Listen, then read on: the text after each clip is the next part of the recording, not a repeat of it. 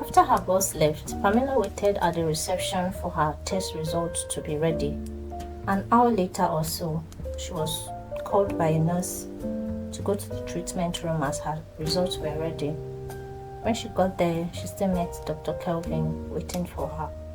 So he told her with a smile that she was okay, apart from bruises here and there, that her test result came out clean, there was no broken bones or ribs, that she only needed to stick to her medications and in a few days she should be fine. So he wrote down on a paper the prescription on ointment she was going to need. He told her where to go to get the prescription taken care of. So she smiled shyly at him and left the office. She decided to call her boss because it was past office hours to know if she would be needed for that day.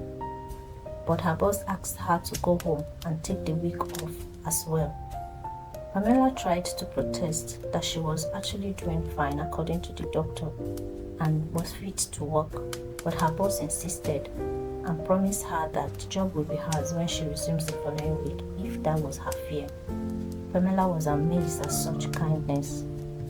So she went home and decided to call her family. After speaking with her parents, her mom was a bit worried when she heard that her daughter was involved in an accident. But Pamela was quick to reassure her that she was okay and told her the result of the test she took at the hospital and what the doctor said. So after talking with her family, they were all surprised at such kindness from someone who she doesn't even know from anywhere. So her mom promised that she was going to call her boss the following day. Pamela should ensure that she sent the woman's number to her. So after they talked about some other things, they ended the call. 2 weeks after the incident, Pamela went back for checkup, hoping to catch a glimpse of Dr. Kelvin, but she didn't. And after dallying around for a while, she decided to respect herself and go back to the office. The moment she entered, she was told that the boss was looking for her. She panicked and ran upstairs immediately. When she got to her office, without waiting to know why she was called, she immediately started explaining that she took permission from the manager before going to the hospital. But her boss stopped her mid-sentence with a raised hand. She told Pamela that she only wanted to see her because she wanted them to go to the hospital together because her son will be discharged that day. But since she already went, there was no problem. Pamela, relieved, offered to still go with her if she was needed in any way. The boss thought about it and nodded, but said only on the condition that Pamela's injuries had completely healed. Pamela said yes, that the checkup today was just for formalities, but she was completely okay. So the boss told her to wait for her downstairs. When they got to his room in the private ward, they were surprised to see him packed and ready and waiting for them. Pamela was surprised to see the extent of his injuries because she hasn't actually seen him since the day of the accident. But she was glad that he had been certified okay enough to be discharged.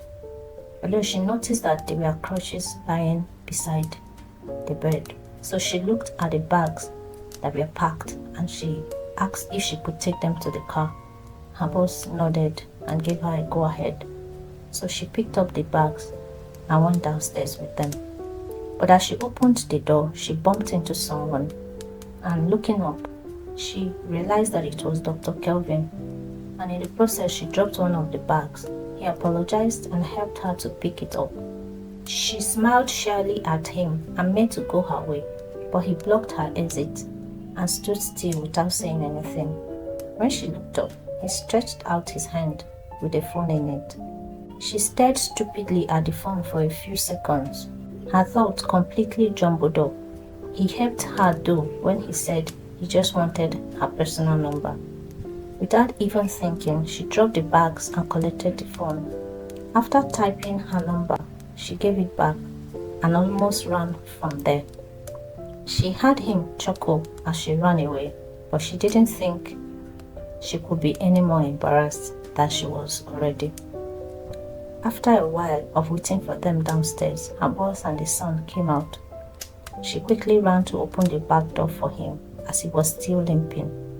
When they got home, the servants took the bags from Pamela and helped their young boss up the stairs. Refreshments were brought, but she didn't touch anything on the tray. Each time she tried to, her mother's side eye kept appearing in her face. So she just respected herself and sat back on the chair. Mrs. Igwe came back and asked Pamela if she had any engagement the following day, as it was a Saturday. Pamela said no, even though she had a pile of dirty clothes that needed washing, which she has been unable to wash as a result of how busy she has been this week. But if her boss needed her for any errands, she wouldn't mind at all. So Mrs. Igwe asked if she can follow her son to the physiotherapist tomorrow because she has an urgent meeting with the board in the morning. Pamela agreed immediately, happy that her boss trusted her enough to ask such of her when they have countless people at their disposal. But she didn't come with a change of clothes, but as she made to point that out, her boss told her that there will be a change of clothes for her in a few hours, that she can relax and eat something. Mrs. Igwe said and stepped out again. After about an hour, someone came to tell her that her room was ready and he can show her if she wanted. She stood up and followed the person, feeling like a fish out of the water. The house can only be described as a fairy tale, but in order not to disgrace her ancestors, she kept her gawking to a minimum. Well, as much as she could possibly do. Nobody should blame her, please. No one can deny beauty in the name of decorum. But if anyone can, they should leave her out of it, Biko. What? This house is fine. I beg. People have taste in this life. She continued to marvel, but only to herself.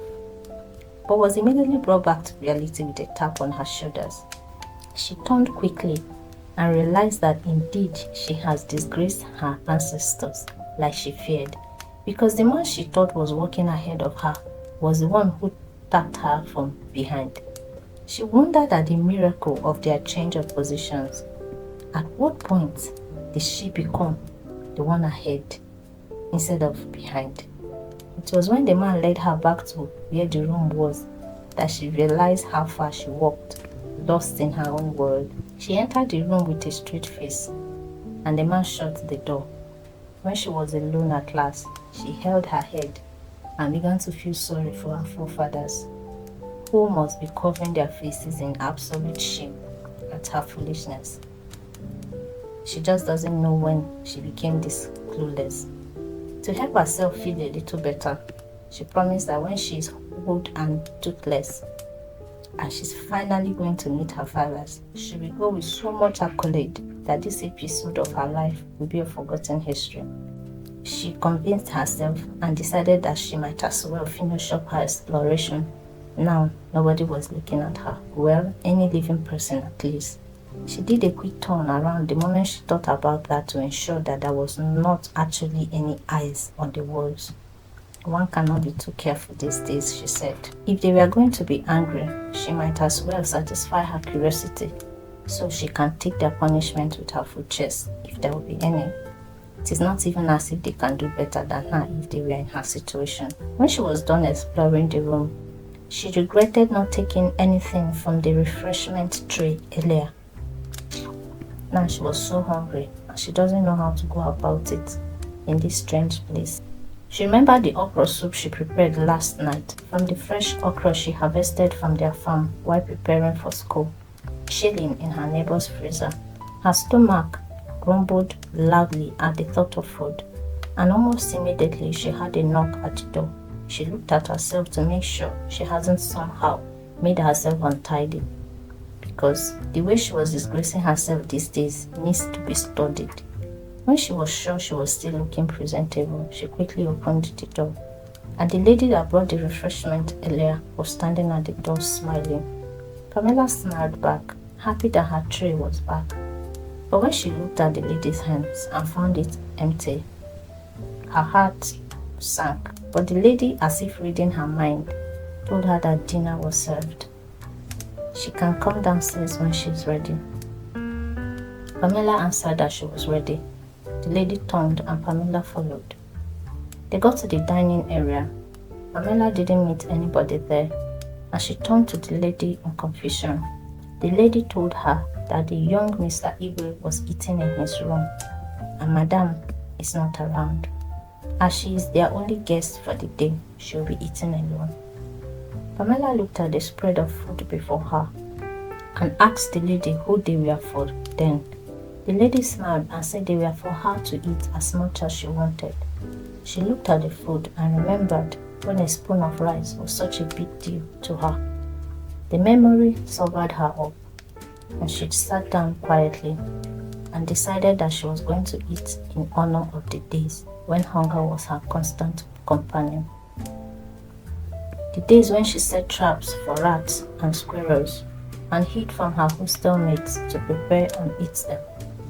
She ate a portion of the rice and some salad with a drumstick, and she got up because she couldn't eat any more than that.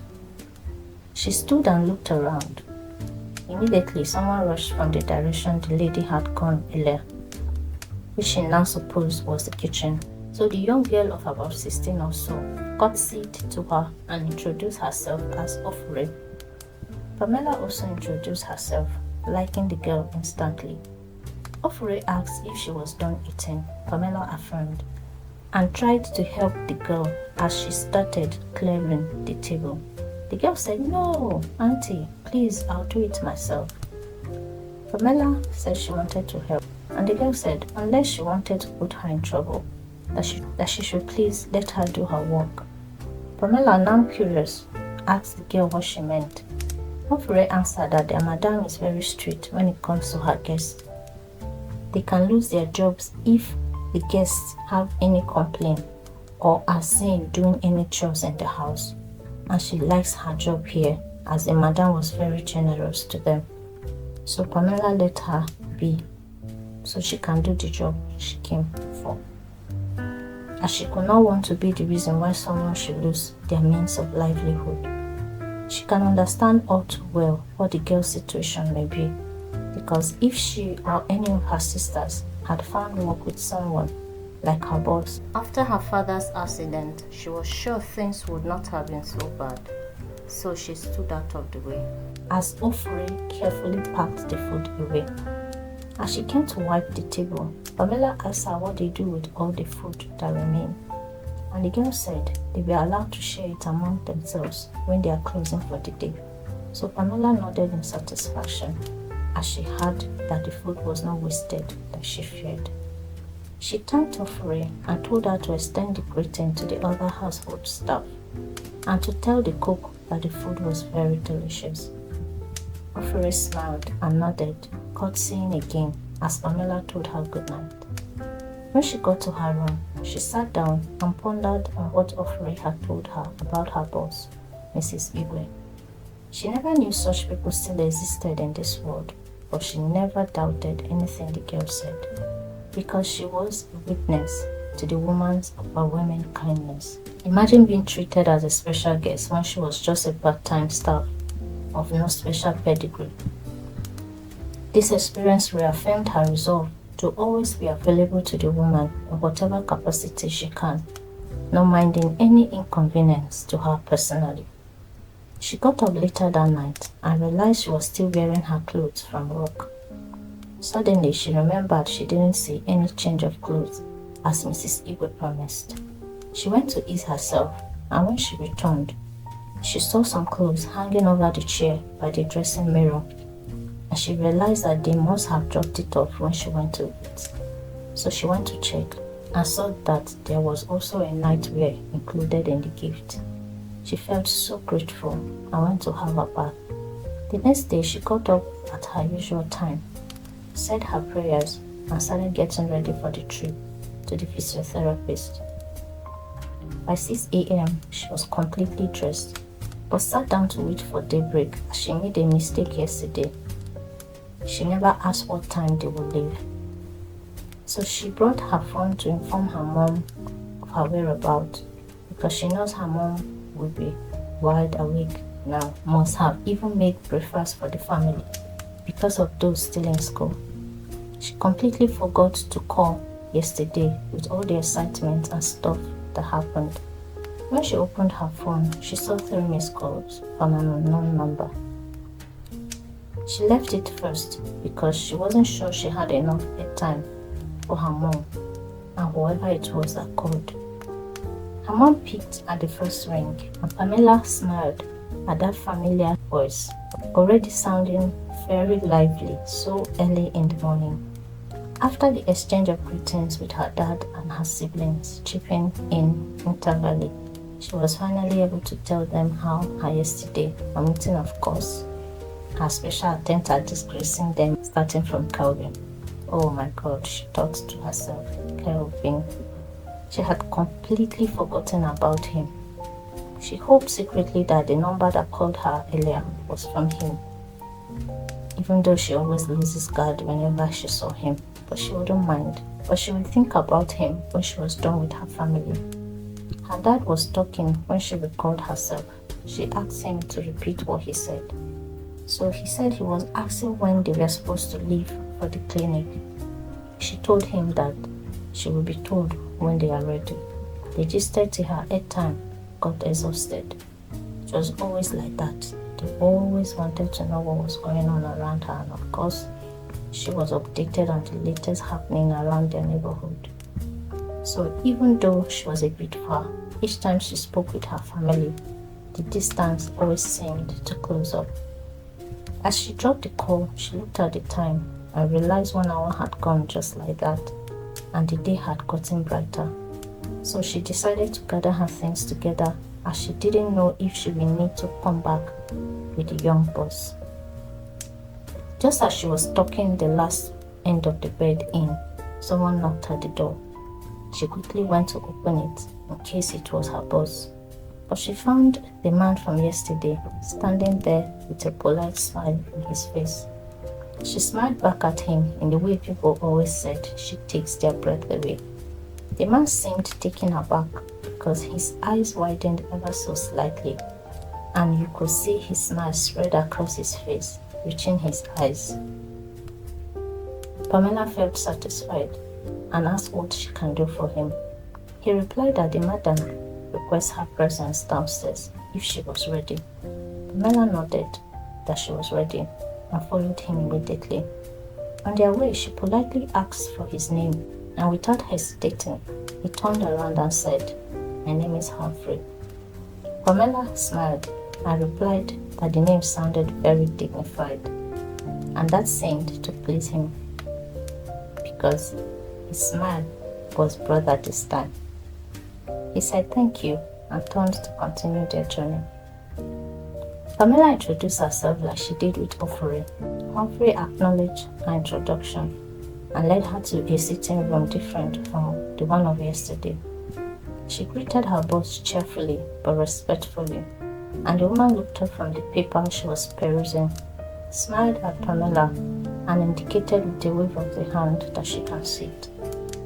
After asking if she was treated well and how her night went, she went straight to the business of the day. According to her, they'll be leaving in an hour's time so they can beat the morning traffic. And would it be possible for Pamela to come back with them so she keep her son company until she gets back for her meeting? If she spends the weekend, she can have Monday and Tuesday off from work. Pamela said she can do that, and in her mind, she said, even if you didn't add all the off day, I will still stay as long as you need me, provided I can attend my classes. But she decided to keep that to herself. She had her breakfast, this time with Mrs. Igwe and her son. She kept wondering why she has never heard anything about her husband. Even at the company, nobody has ever made mention of Mr. Igwe to her hearing. She had always thought that it was because of work-life balance. But now, even in the life aspect, she still does not smell his presence anywhere. But she kept her gossip ministry tightly under wraps before it would come and disgrace the remaining dignity she had left. After breakfast, Mrs. Igwe made the introductions And finally, Pamela came to know that the young boss's first name was Udoka.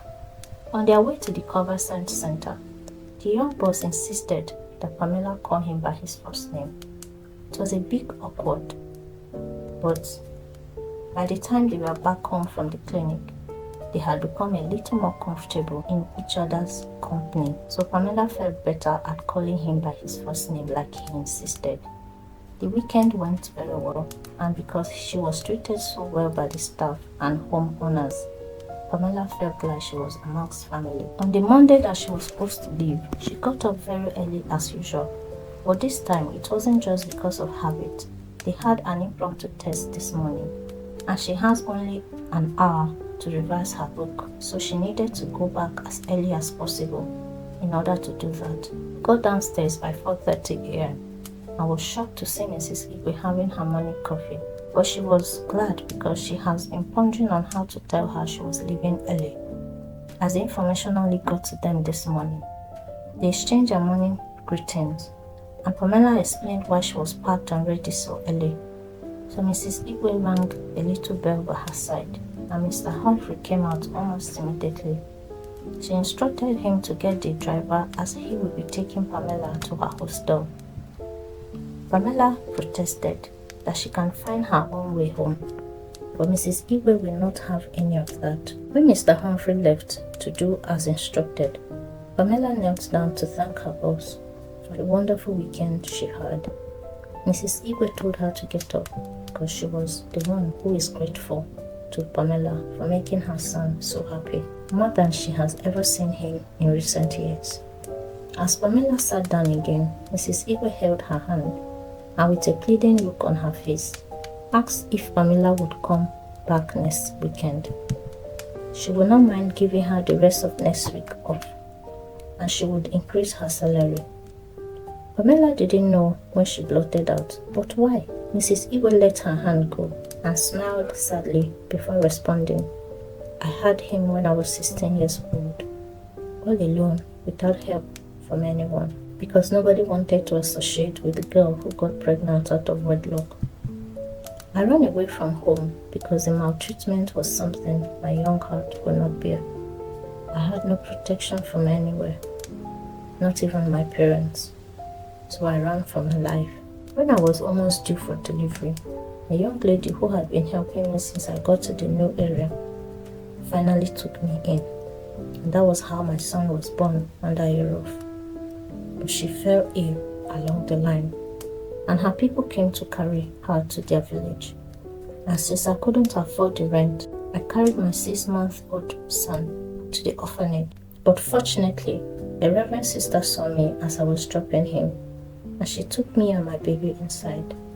When she found out my story, she brought me before the father that was in charge of the orphanage, who interviewed me, and that was how I was saved. They trained and looked after my son while I was focused on my schooling, and through their help, I was able to achieve all of what I have today. But I have never really been there for him as a mother should. Call it a mother's guilt or whatever, but anything I can do to make him happy, I will gladly do that.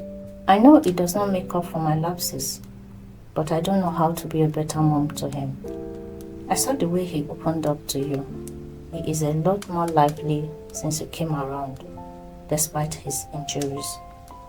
Please, I don't want you to feel pressured. You are still a young girl pursuing her dreams. I must be wondering, why you? Mrs. Igwe turned to Pamela at that moment, pausing for a minute. Pamela nodded, but the woman continued. I see a lot of myself in you, your ambition, your zeal, and dedication. That is why I want you close to me. I want to be a part of your journey, as the father and sisters of St. Jude, as well as that young, kind woman who took me in when nobody else did, were to me.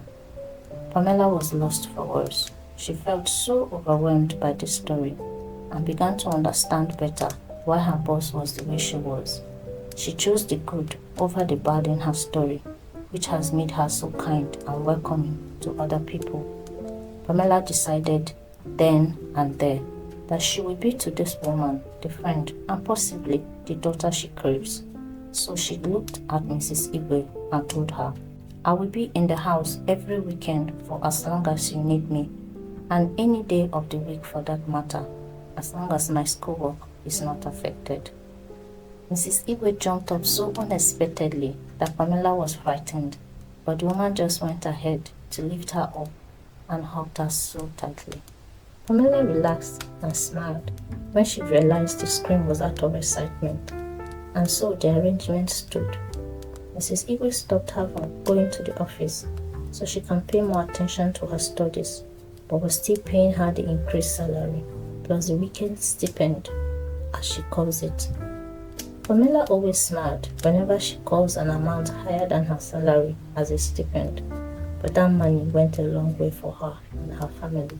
Her sisters stopped their odd jobs so that they can pay more attention to their studies too, and help Mama more with Papa's care.